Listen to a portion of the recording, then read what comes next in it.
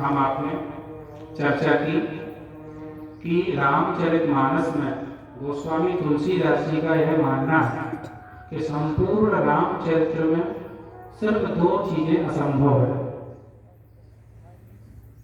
जानहि राम न करहि बखानी। भरत जी के प्रेम को महाराज राम भगवान जानते हैं, लेकिन स्वयं भगवान राम भी उसका बखान नहीं कर सकते। और दूसरा, राम नाम की जो महिमा है वो स्वयं राम जी नहीं बता सकते। राम से बढ़ो राम को नाम। कल हम लोगों ने नाम रामायण की चर्चा की। नाम महात्म्य क्या है, बहुत सुंदर तरीके से समस्त कांडों में हमने देखा कि कैसे राम जी ने जो कार्य किए वही कार्य उससे ज्यादा मात्रा में उनके नाम में किए। ये चर्चा कल हम लोगों ने की थी।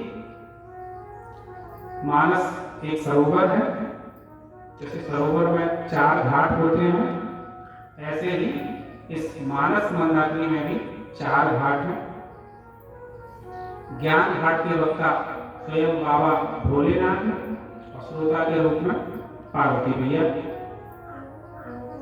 भक्ति घाट पे बैठे हैं कालभूषण जी महाराज, कथा सुना रहे हैं पक्षीराज गरुड़ जी को।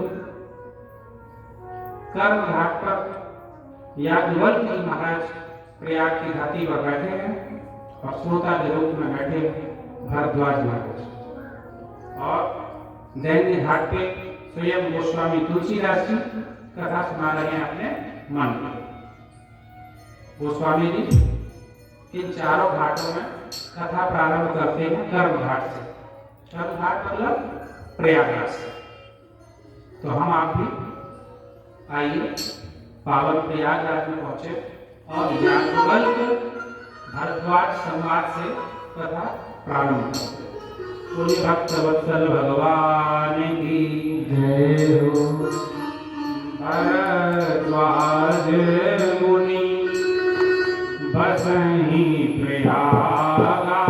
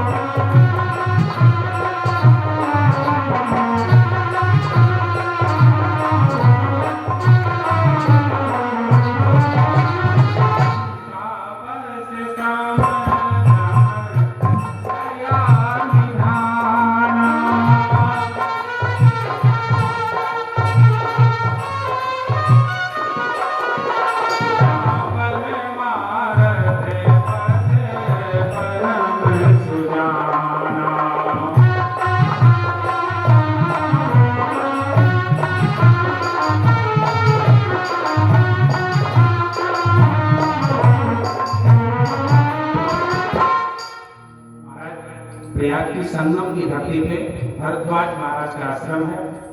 जैसा कि हम सभी को विदित है, मांग मगर जब रविगति होई और तीरथ पते अवसर होई। माघ के महीने में प्रयाग में बहुत सुंदर संतों का मेला लगता है। पूरे भारतवर्ष से दूर दूर से संत वहाँ एक महीने के कल्पवास के लिए आते हैं। हम आपके यहाँ से भी बहुत से लोग प्रयाग के माघ मेले में जाते हैं। कुछ लोग पूरा एक महीने रहते हैं, कुछ लोग बीच में आ जाते हैं। तो महाराज होता क्या है कि प्रयाग मेले में जो जाते हैं, उन संगम के क्षेत्र में जो जाते हैं, बोले कौन कौन है? तो देव, धनुष, मन, किन्नर, सैन्य। देवता भी आते हैं, दानव भी आते हैं, धनुष भी आते हैं और मानव भी आते हैं।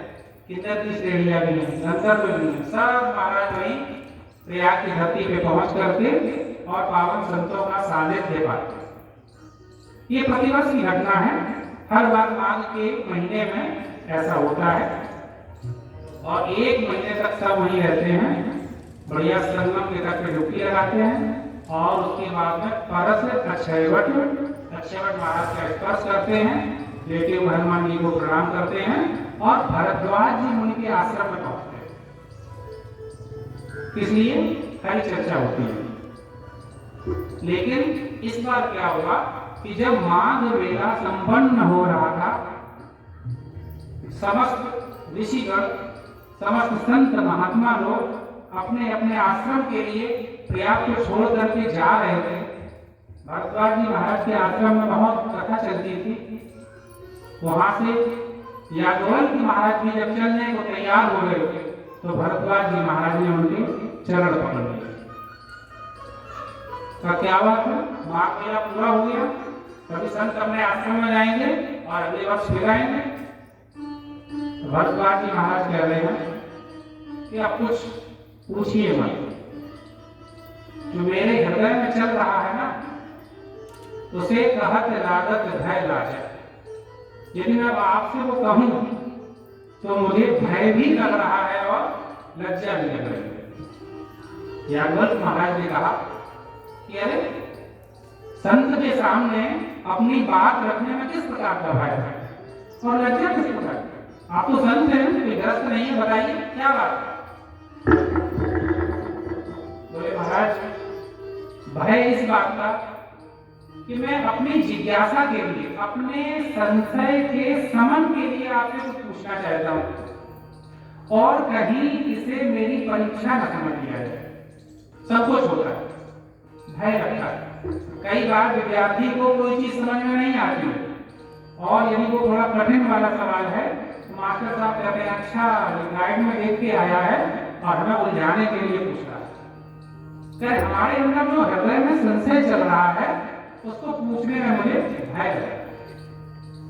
तो बोले ठीक है, गुरु के प्रति संकोच होना चाहिए, गुरु से डरना चाहिए, आवश्यक है, लेकिन लज्जा किस बात की? बोले मैं वाल्मीकि महाराज का शिष्य हूँ। भरद्वाज महाराज कह रहे हैं कि मैं वाल्मीकि ऋषि का शिष्य हूँ और आज तक यदि मेरे मन में ये संशय बना हुआ है तो ये मेरे लिए लज्जा की बात है, शर्म की बात है। तो यादवंत जी महाराज ने पूछा कि बताओ भाई, कौन सा तुम्हारे अंदर ऐसा प्रश्न चल रहा है जिसको लेकर के आप ऐसा कह रहे हो? नाथ एक वर्ण संशय मोरे। कौन सा ऐसा कुछ संशय किए बैठे हो? कहेगा कि वेद तत्व शब्द हो, सारे वेदों के सार को आपने पढ़ रखा है, वेदों का अध्ययन आपने कर रखा है, फिर काहे की लज्जा, काहे का भय? बोलिए। तो अब भरद्वाज जी महाराज अपना प्रश्न रख रहे हैं किसके सामने? बोलिए चलो, किसके सामने? यादवंत महाराज में। और कौन से घाट पे कथा चल रही है? कर्म घाट पे। कौन सा पावन स्थान है? प्रयागराज। बिल्कुल कथा में तन्मयता के साथ बैठिए तो कितना आनंद आता है। जब कथा से अपने आप को जोड़ लेते ना, हमारे द्वारा छोटे छोटे पूछे गए प्रश्नों के आप उत्तर उतनी ही श्रद्धा भाव से अगर देते तो फिर आप निश्चित रूप से घर में जितने जंजाल चल रहे हैं उनको आप भुला पाएंगे। और नहीं फिर क्या होगा, जो थोड़ी देर पहले हमने बताया वही पूछेंगे, हो सकता है भूल जाए। थोड़ी सावधानी से करना है। क्या प्रश्न है? राम कवन प्रभु पूछं कोई।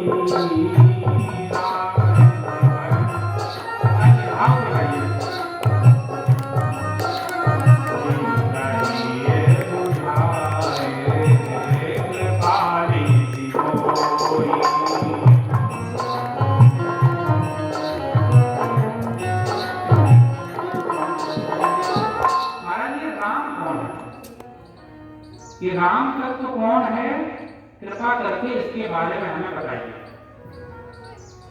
तो याज्ञवल्क्य महाराज को हंसी आ गई।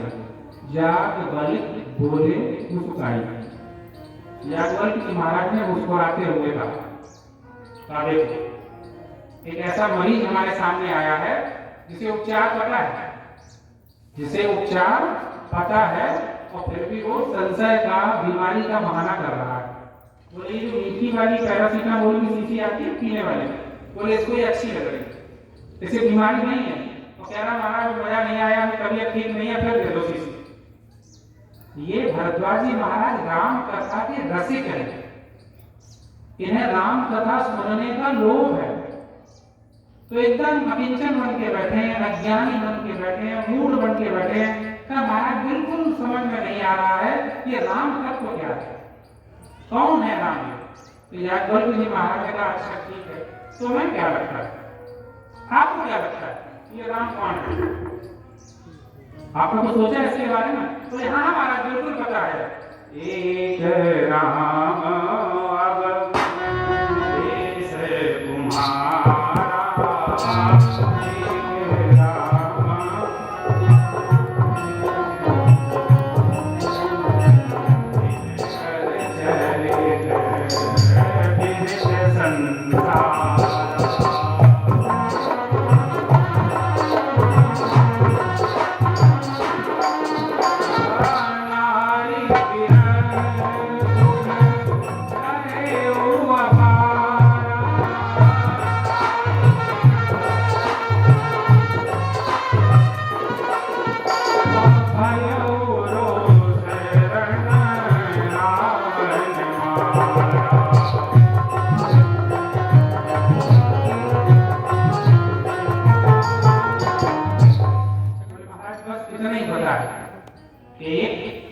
अवधेश अवध के राजा का लड़का दशरथ नंदन राम है, और उन्होंने क्या किया, पिताजी के बचनों को मान करके वन में गए, तो वहां उनकी नारी का हरण हो गया। तो रोष में आकर के भयो रोष रन रावण मारा, युद्ध भूमि में क्रोधित होकर के उन्होंने रावण को मार दिया। बस मैं इतना ही जानता हूँ। तो याज्ञवल्क्य जी महाराज मुस्कुराते हुए कह रहे अच्छा ये बात है, ये तुम संशय तुम्हारे अंदर है, ये तुम संशय कर रहे हो। यद्यपि याज्ञवल्क्य जी महाराज जान रहे हैं कि इनको तत्वतः संशय नहीं है। कितना पावन प्रसंग है, कह रहे हैं ऐसे वो संशय कीन भवानी। माता पार्वती को भी संशय नहीं था, वो भी शिव जी के सामने जब बैठी तो उन्होंने यही प्रश्न किया है कि एक संशय हमारे मन में बना हुआ, कहा कौन सा, बोले बाबा पूछ रहे हैं। तो माता पार्वती कहती है कि ये राम कौन है, मैं तो इनके बारे में कुछ जानती नहीं हूँ।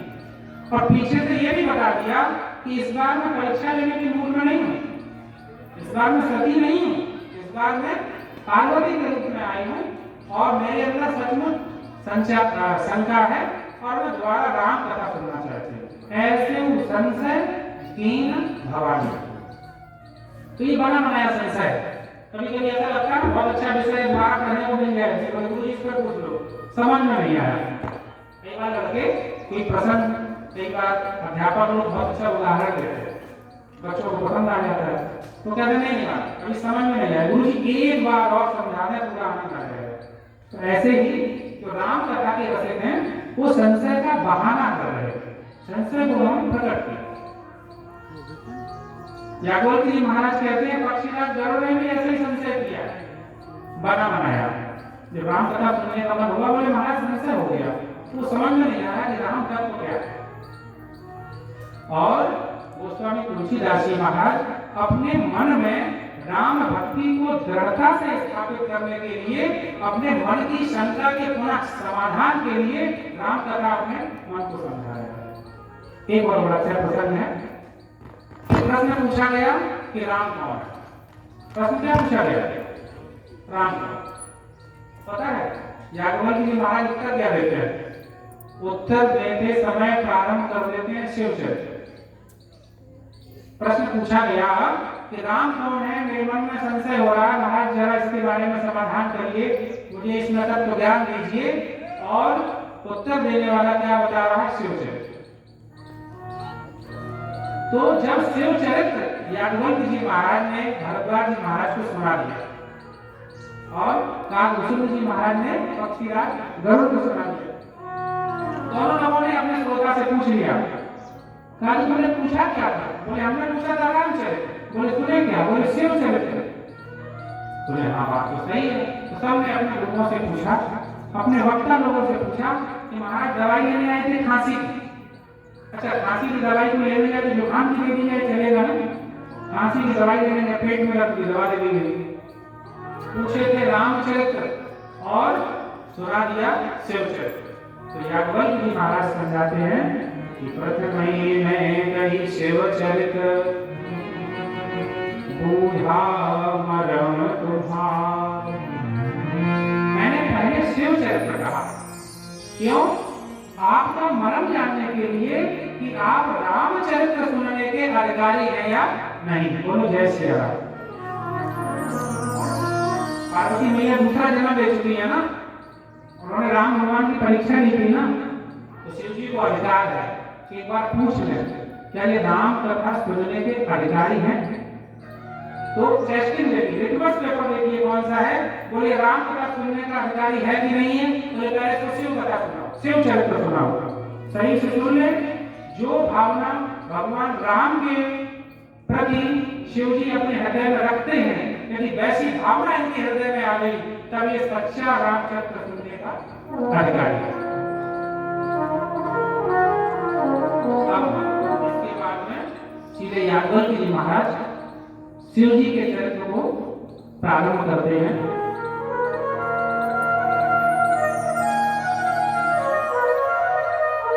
दो बार हम आप भी ओम नमः शिवाय का बढ़िया से ध्यान पूर्वक उच्चारण करेंगे।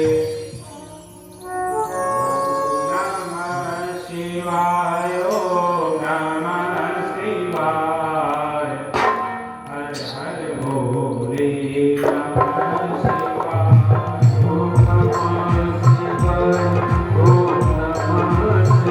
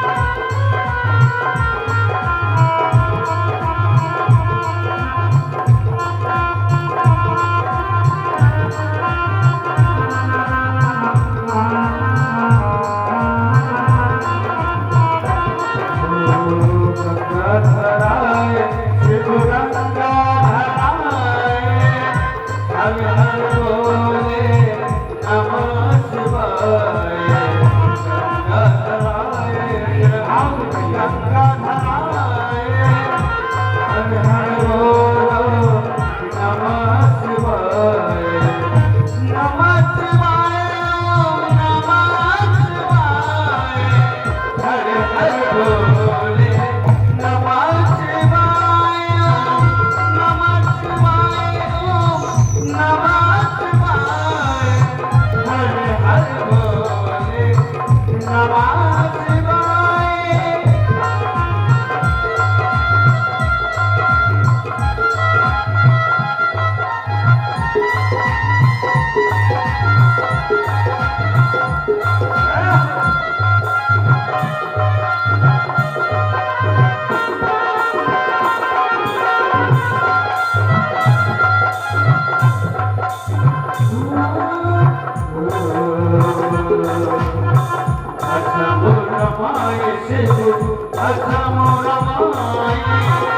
हर हर बोले नमः शिवाय। मोर माए चलो हठ मोर माए हर हर बोले नमः शिवाय ओम नमः शिवाय ओम नमः शिवाय हर हर बोले नमः शिवाय ओम नमः शिवाय ओम नमः शिवाय हर हर बोले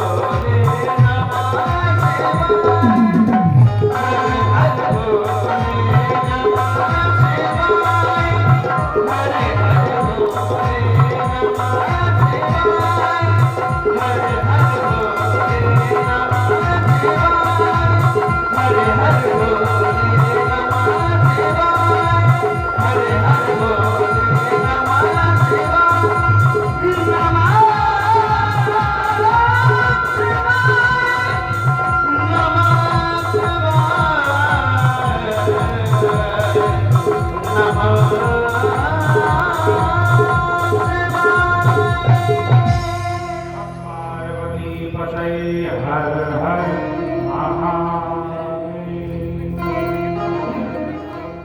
शिव चरित्र से कथा प्रारंभ करते हैं। यादव जी महाराज कहते हैं कि एक बार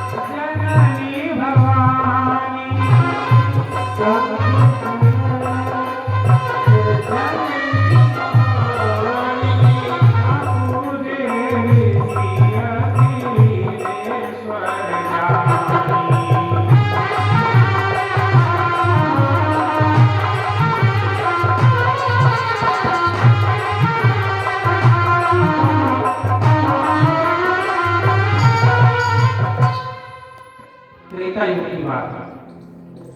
एक बार त्रेता युग माही क्या हुआ, शंभु गए कुंभज ऋषि पानी। कुंभज अगस्त्य महाराज को कहते हैं। स्वयं भगवान शंकर माता सती के साथ में अगस्त ऋषि महाराज पास में पहुंचे। उद्देश्य क्या है, राम की कथा को सुनना। संग सती जन जननी भवानी। बहुत ध्यान से समझिए कि शंकर जी गए तो अकेले गए, कोई उपाधियां नहीं। और सती मैया जग जननी भवानी। कथा सुनने जब जाएं तो उपाधियों के बिना जाना चाहिए, बिल्कुल भूल जाइए। कल हमने बताया था पक्षीराज गरुड़ बाग विष्णु जी महाराज की कथा सुन रहे हैं। वो पक्षियों के राजा हैं और वो बाघ है, वो पक्षियों में सबसे न्यूनतम पक्षी होता है। वो स्वयं साक्षात विष्णु भगवान का वाहन है और न्यूनतम श्रेणी के पक्षी से कथा सुनने गए। कैसे जा पाएगा जब गुरु जी महाराज ने अपने अंदर की उपाधियों को छोड़ दिया हुआ। जीव मात्र बन के जब जाएंगे तब कथा लाभ मिलेगा। दोनों तरफ से ये श्रोता की बात होगी, वक्ता की बात। तो महाराज कथा में मन नहीं लग रहा, कथा कहने में मन नहीं लग रहा। बोले क्यों? बोले श्रोता बहुत कम है। ऐसा होता ही नहीं। कथा का टाइम 2 बजे से है, लेट कर लेते हैं। क्यों? बोले भी श्रोता नहीं आए, कम श्रोता आए। जरा विचार करके देखिए कि स्वयं भोले बाबा जब कथा सुना रहे हैं, श्रोता कितने हैं? कौन?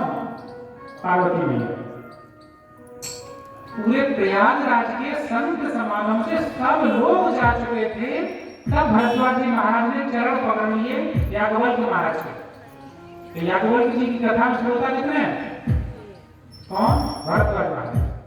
और हम आप कहते करें भाई श्रोता बहुत कम है, अभी कथा थोड़ा लेट करते हैं। अरे एक श्रोता मिल गया, बहुत भगवान का भाग्य बनाइए। और नहीं मिल गया तो तुलसीदास जी को देख लीजिए, स्वांतः सुखाय, अपने मन को कथा सुना रहे। शिक्षा मिलती है, घर गृहस्थी चलती रहे।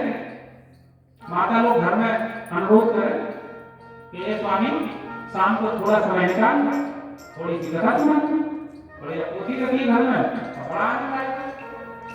कोई ज्यादा लोगों की इकट्ठा करने की आवश्यकता नहीं है, बस 2 लोग बैठ गए। तो कहाँ सुखी ने कथा सुन ली थी तोता बन करके, उसको भी वहां से बाद में भागना पड़ा। एक ही तोता बहुत है, इतना समय हमें जीवन में निकालना पड़ेगा। दिन भर जो भागा दौड़ी की है, शरीर को जो थकान मिली है, उसका भोजन तो हम कर लेते हैं। शरीर का भोजन तो हम करते हैं ना शाम से लेकर दोपहर को। और मन का भोजन क्या है? मन का भोजन है कि सवेरे अखबार पढ़ना अच्छा लगता है, शाम को टीवी देखना अच्छा लगता है, ये सब मन के भोजन है।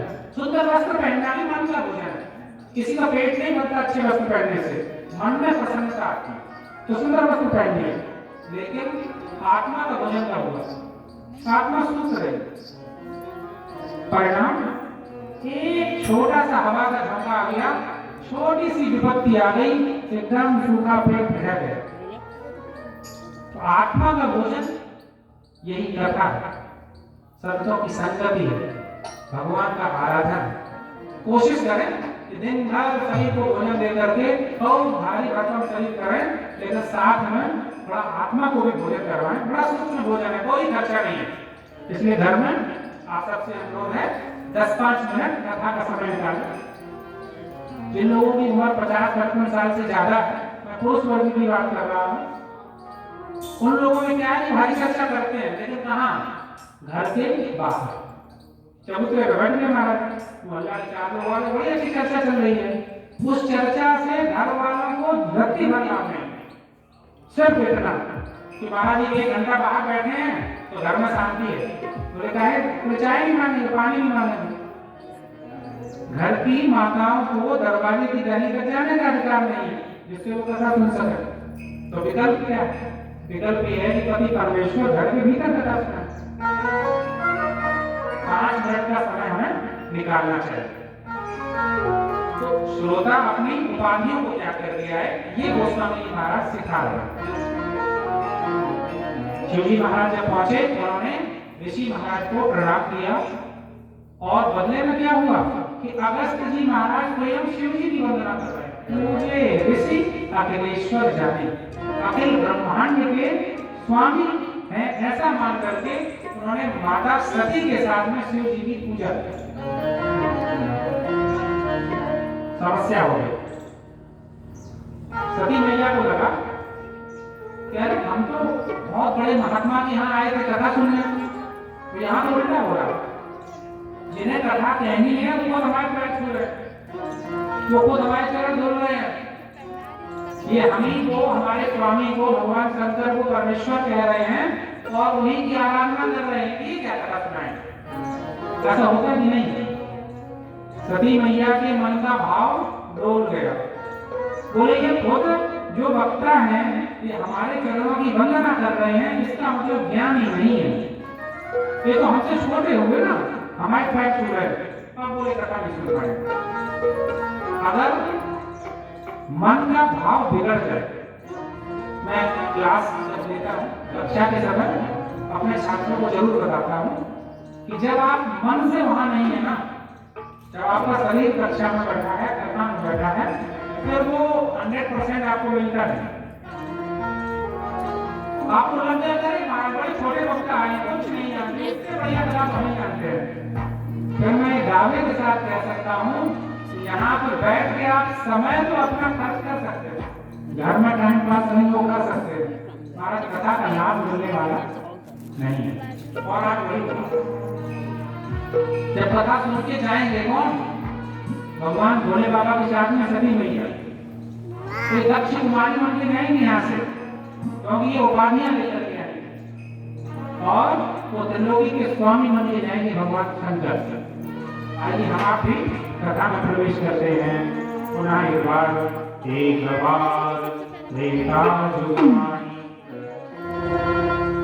त्रेता युग की घटना है। एक और संशय है जो मैं प्राय लोगों को बताता हूँ और लोग मुझसे पूछते भी हैं। महाराज एक बात बताओ, एक कथा कह रहे हैं यादव जी महाराज, उधर पक्षीराज गरुड़ जी भी कथा सुन रहे हैं काभूषण जी महाराज से, तो ये सब राम कथा लेते हैं कि अलग अलग?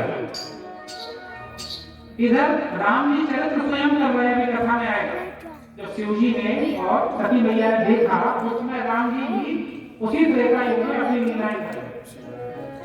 तो यहाँ पे अपने अंदर इन संशयों को त्याग करके एकदम स्पष्ट कर लीजिए कि ये विभिन्न कल्पों की घटनाएं, प्रत्येक कल्प में भगवान अवतार लेते हैं और अपनी लीलाओं को करते हैं। इसलिए मन में ये संशय मत पालिए कि महाराज ये कौन वाले युग की बात है और ये कौन से कल्प की कथा चल रही है। कल्प भेद से वही कथा पुनः की जाती है।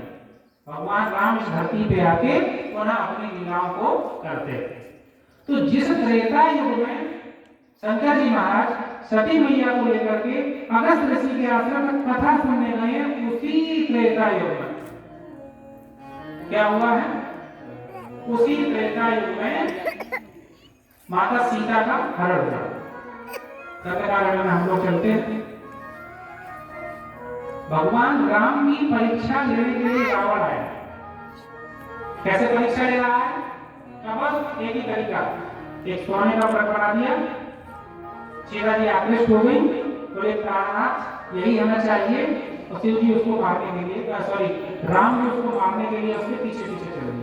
परीक्षा कौन ले रहा है? रावण। लेकिन भगवान राम भी ना अच्छे से परीक्षा दे दी। बोले क्या सोच के आए थे? बोले हमने सोच के आए थे कि राजकुमार जंगल में घूम रहे हैं, पिताजी ने कह दिया बुरा लग गया, जंगल में आ गए, क्या ये साक्षात सच्चिदानंद भगवान हैं? तो रावण ने सोचा कि अगर ये सत्य होंगे तो झूठे मृग के पीछे नहीं जाएंगे। लेकिन भगवान ने बिल्कुल वैसे ही दिखाया जैसा रावण देखना चाहता था।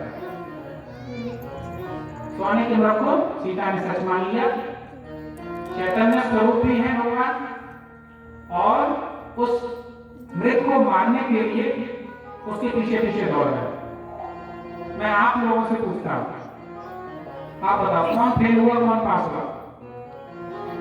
पहले फेल की चर्चा कर रहे हैं। स्वयं भगवान राम फेल हुए कि रावण फेल हो गया? परीक्षा लेने वाला फेल हुआ कि परीक्षा देने वाला विद्यार्थी फेल हुआ? स्वयं रावण फेल है ना।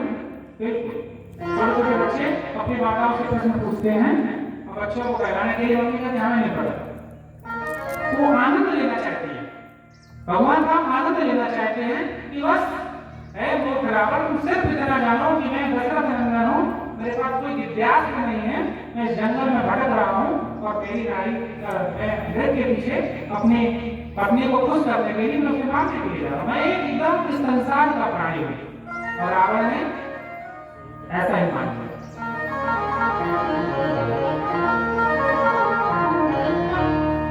इसी प्रकार दूसरी परीक्षा लेने के लिए सती मैया तैयार है। बहुत अच्छे से कथा सुनाई, कही कथा मुनि वर्ज्य बखानी। अगस्त जी महाराज ने कथा सुनाई है। ये संकेत मात्र है, स्वयं जो रामचरित्र के अनुराग में डूबा हुआ है, रामचरित्र के रूप में शिव जी का हृदय सागर के समान है। और ऐसे शिव जी कथा सुनने कहाँ गए हैं? कुंभज, मानो जिसका जन्म कुंभ से हुआ हो, जो राम जी के चरित्र को केवल घड़ा भर के जानता हो, तो शिव जी कौन है? बोले भगवान राम के चरित्र को सागर की तरह जानने वाले, और फिर भी किसके पास चले गए? जिसके पास में घड़ा भर ज्ञान था, शिक्षा है। जब हमें उस लेना है, छोटे बन के जाइए। कहीं कथा में वर्ज्य, बहुत सुंदर चरित्र अगस्त जी महाराज ने सुनाया। बीच बीच में अगस्त जी महाराज जब भाव विभल हो जाते हैं, प्रेमास्त्र बरसने लगते हैं, कंठ गदगद हो जाता है, कंठ से वाणी बाहर नहीं आती है, तो उस समय भगवान शंकर स्वयं कथा सुनाने लगते हैं। कहानी सुनाई रघुपति गुण गाथा। भगवान राम सुन भी रहे हैं, जब अगस्त जी महाराज थोड़ा डोलने लगते हैं, विभल हो जाते हैं, तो सुना भी रहे।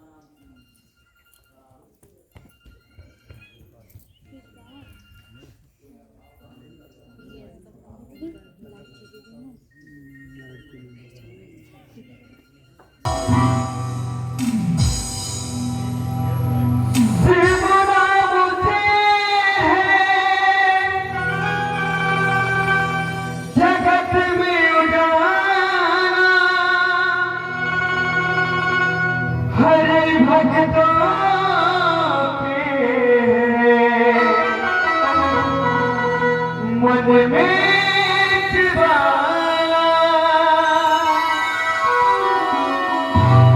हे शंभु बाबा मेरे भोलिया तीनों कि मैं तू ही क्यों हे शंभु बाबा मेरे भोलिया तीनों कि मैं तू ही क्यों सदा सुमने मेरा मन मेरे पति जीवन में अनपरी कर दूं हे शंभु बाबा मेरे भोलिया तीनों कि मैं तू ही क्यों तीनों कि मैं